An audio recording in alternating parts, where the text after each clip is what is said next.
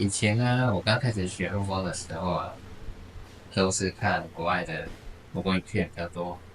那时候看很多人在货柜里面做木工，那我也没想到我有一天会在货柜里面做木工啊。那这是一个人的货柜，那我打算在这里开一间工作室。那我今天才刚要开始施工，那在这里我打算做一个工作墙，还有一整排的柜子。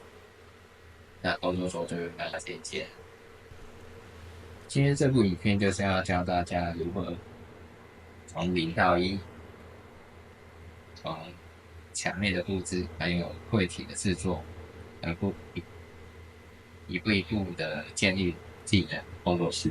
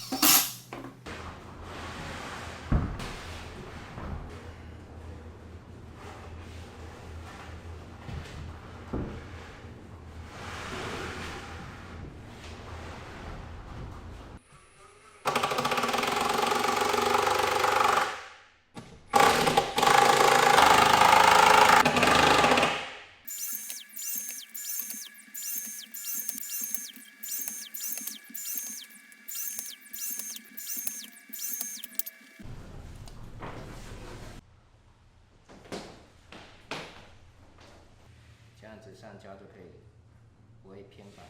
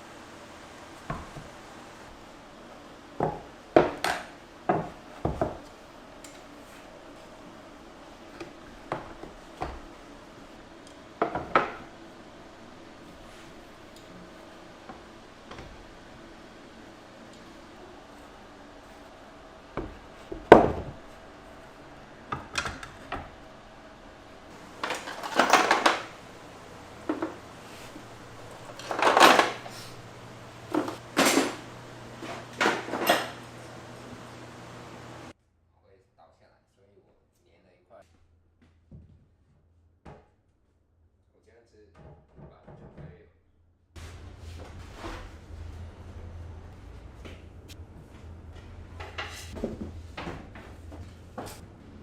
我现在工作室最里面这间房间，它的配置就会是中间一个大的工作桌，那右手边这里是一个很大的工作墙面，还有一些柜子的收纳。那左边的话，会有一区是放一整排的木材。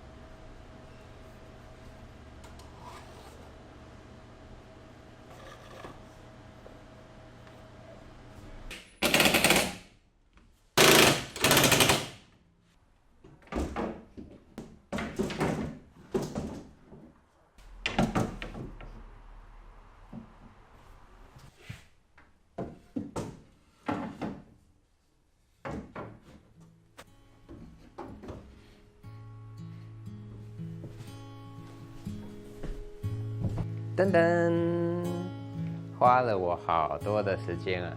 要把这些辅具一个一个摆上去啊，真的挺花时间的。那因为我的工具实在是太多了，大家有没有觉得我做的这面墙非常壮观？这样摆起来，整个心情都爽了。法式工具墙的好处就是，后面这个固定条啊，你只要钉得够密哦，它的弹性就会比较大。你只要控制得好，那这个墙面哦都可以摆得满满的。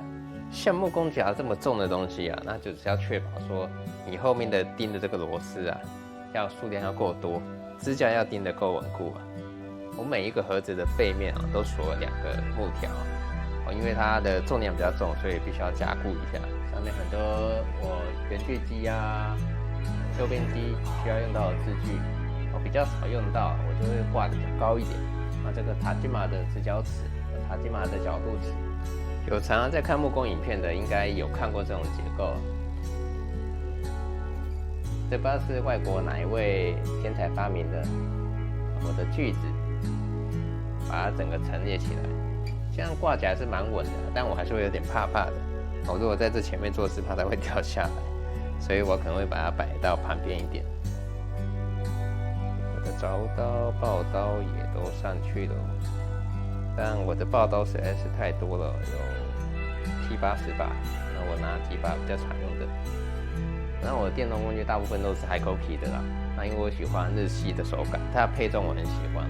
之前 FB po 文啊，大家看到这个砂纸架也都很有兴趣这个是用3D 列印机印的，只是因为这个线材很贵啊，而且它印的时间太久了所以大家问我有没有要卖，那这个我还在考虑。